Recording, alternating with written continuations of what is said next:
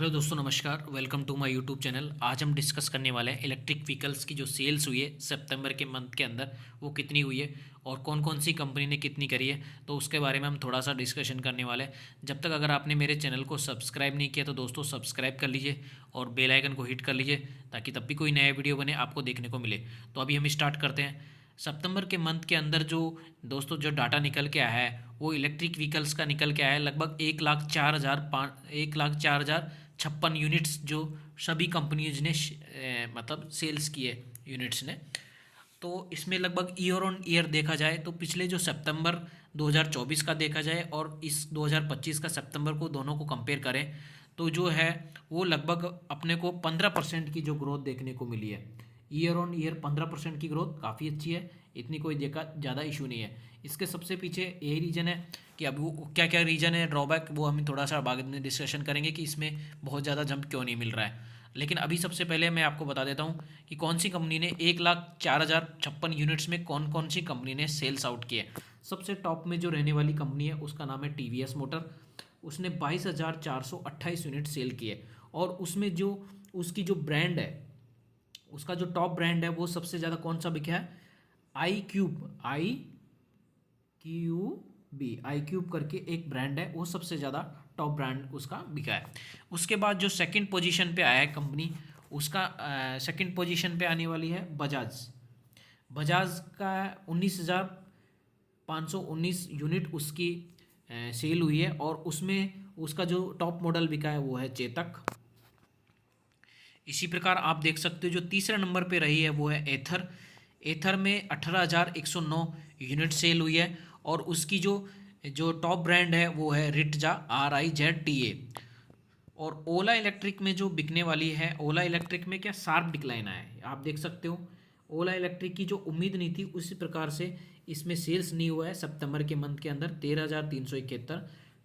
इसमें क्या है, एक तो डिलीवरी का इशू चल रहा है दोस्तों कि ये प्रॉपर टाइम पे डिलीवर नहीं कर पा रही, इस वजह से इसकी डिमांड में थोड़ा स्लो देखने को मिला है। इसी प्रकार अगर हम देखते हैं पाँचवें नंबर पे हीरो की जो मोटर है, हीरो मोटर, उसके 12,736 जो है यूनिट सेल हुए हैं। और एक लास्ट जो हम डिस्कस करने वाले हैं वो एम्पेयर करके है, उसके 4,278 यूनिट सेल हुआ है। टोटल मिला के सितंबर मंथ के अंदर 1,04,056 यूनिट हुए हैं, जिसमें सबसे जो टॉप पर बिकने वाली है वो टीवीएस मोटर का है। अभी हम इसके पीछे ये देखते हैं कि जो गवर्नमेंट है वो मतलब सॉरी, अभी इसमें देखते हैं कि मतलब कौन कौन से जो की पॉइंट्स हैं जो अभी थोड़ा इसके बारे में देखते हैं। जो फेस्टिवल सीजन बूस्ट करने वाला है, फेस्टिवल सीजन का मतलब क्या है, अभी जो अभी नवरात्रि है, दिवाली है, वो सब का फेस्टिवल मतलब सीजन है। लेकिन इसका जो आउटकम आपको देखने को मिलेगा वो मिलेगा अक्टूबर के मंथ में। तो हो सकता है इलेक्ट्रिक टू व्हीलर्स की हम बात कर रहे हैं, जो अक्टूबर मंथ का जो डाटा आएगा उसमें शायद आपको काफ़ी जंप देखने को मिले। मार्केट मोबिलिटी का एक सबसे बड़ा मुद्दा इसमें ये है दोस्तों कि हम सेल्स तो कर देते हैं इलेक्ट्रिक व्हीकल्स की, लेकिन उसके बाद आफ्टर सेल्स के बाद हमको सर्विस थोड़ा इश्यू चल रहा है, क्योंकि चार्जिंग स्टेशन इतने डेवलप नहीं है आज की डेट के अंदर इंडिया में। टीवीएस जो है वो लगभग इसने क्या है, पिछले 6 महीने से 6 मंथ से कंटिन्यूसली टॉप ब्रांड बना हुआ है, टॉप क्लासेस। और मैं आपको जो बताया था कि टॉप क्लास कौन सा है उसका क्यूब, ये मॉडल सबसे ज़्यादा इसका सेल्स हो रहा है। इसके बाद में ओला इलेक्ट्रिक की जो सर्विस है इसमें क्या है, उसमें थोड़ा इशू आ रहा है, जो सेल्स और मतलब सेल्स वगैरह में इसमें थोड़ा इशू आ रहा है डिलीवरी के चक्कर्स में। अब आपको इस सबसे बड़ी ये न्यूज़ देखने को मिली होगी थोड़े टाइम पहले कि जो चार्जिंग स्टेशन इंफ्रास्ट्रक्चर है, गवर्नमेंट उसमें क्या कर रही है दोस्तों, 100% सब्सिडीज़ दे रही है, अप टू 100%, किसी में 80%, किसी में 100% तक सब्सिडीज़ दे रही है। और ये जो स्कीम है इसमें क्या करना चाह रही है गवर्नमेंट, इसमें गवर्नमेंट चाह रही है कि जो चार्जिंग स्टेशंस हैं जितने ज़्यादा डेवलप कर सके उतने करना पड़ेगा। क्योंकि अगर आप कोई भी व्हीकल्स तो ले लेगा, लेकिन सबसे बड़ी क्या है प्रॉब्लम है, चार्जिंग स्टेशन वाली।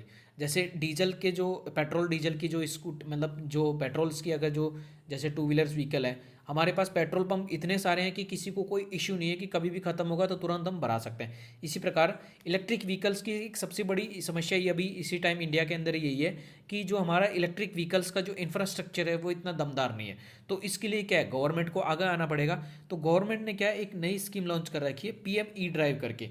उसके तहत गवर्नमेंट खुद आगे जाके सब्सिडीज़ दे रही है लोगों को कि आप इंफ्रास्ट्रक्चर डेवलप किए, हम आपकी हेल्प करेंगे, आप वहाँ पे फ्री एक्सेस दीजिए लोगों को चार्जिंग करने के, तो हम आपको उसके रूप में सब्सिडीज़ के रूप में आपका जो इंफ्रास्ट्रक्चर में पैसा लगेगा उसके बीच में हम पैसा खर्च करेंगे।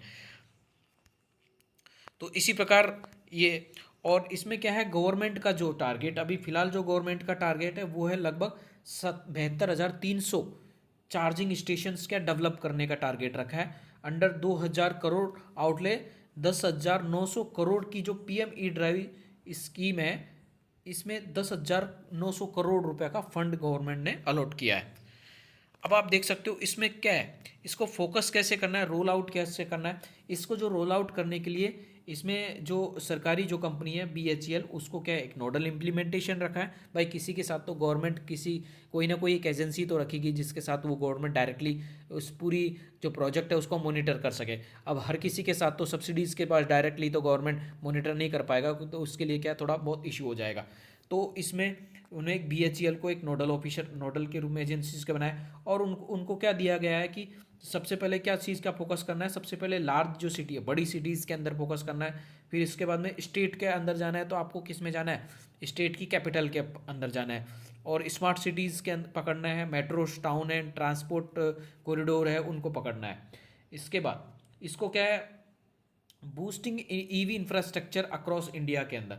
इसमें सब्सिडीज़ जो 100% सब्सिडीज़ गवर्नमेंट ऑफिसेज, जैसे कि सरकारी जितने भी ऑफिसेज होते हैं, हॉस्पिटल्स होते हैं, स्कूल्स होते हैं, उसके जो प्रमाइसिस है या अच्छी कॉलोनीज हैं वहाँ पर, और लेकिन एक शर्त है गवर्नमेंट की, वहाँ पे फ्री एक्सेस होना चाहिए। ऐसा नहीं कि आपने चार्जिंग स्टेशन तो लगा दिया लेकिन लोगों को वहाँ पे आने के लिए भी खड़े रहने के चार्ज को खड़े, मतलब इसमें क्या है, चार्जिंग होने में टाइम लगता है। तो ऐसा नहीं कि आप 1 घंटे का चार्ज वहाँ पे चार्जिंग करने का अलग से ले रहे हो और वहाँ पे जो पार्किंग करी उसका अलग से चार्ज ले रहे हो, ऐसा नहीं होना चाहिए। हाई ट्रैफिक साइट लेने सबसे पहले, जहाँ पे ट्रैफिक बहुत ज़्यादा होता है वहाँ पर 80% गवर्नमेंट सब्सिडी करेगी और इक्विपमेंट पे 70% देगी।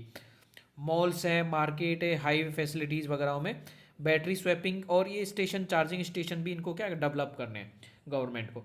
और ये सारा जो किया जा रहा है वो आपको देखने को मिल रहा होगा, ये सारा किया जा रहा है अपने जो पीएम ई ड्राइव है। पीएम ई ड्राइव करके गवर्नमेंट ऑफ इंडिया ने एक पूरा एक स्कीम लॉन्च की है, उसके अंदर पूरी जो चार्जिंग स्टेशन से रिलेटेड है उसको सब एक मॉनिटरिंग करने का एक प्रोजेक्ट रखा है इसके अंदर। और अभी जो टारगेट रखा है वो 72,300 जो चार्जिंग स्टेशन है उनको डेवलप करने का रखा है। अगर दोस्तों चार्जिंग स्टेशन जितने ज़्यादा डेवलप होंगे ना, लोगों का विश्वास उसी तरीके से बढ़ जाएगा जिस प्रकार से जब अभी पेट्रोल या पेट्रोल के जितने भी स्कूटर्स वगैरह खरीदते हैं, क्योंकि अभी चार्जिंग स्टेशन में चार्जिंग करने की फैसिलिटीज़ मतलब हमारे इतना डेवलप नहीं हुआ है, इसलिए लोग उनको खरीदने से थोड़ा डरते हैं। इसका सबसे बड़ा फ़ायदा क्या है, अगर दोस्तों चार्जिंग स्टेशन जितनी ज़्यादा जल्दी डेवलप होंगे उतने ही ज़्यादा लोग अवेयरनेस होंगे और उतने ज़्यादा इलेक्ट्रिक व्हीकल्स खरीदने को, 2 व्हीलर्स की हम मेनली बात कर रहे हैं, या 4 व्हीलर हो उसमें भी चार्जिंग स्टेशन की ज़रूरत नहीं पड़ेगी।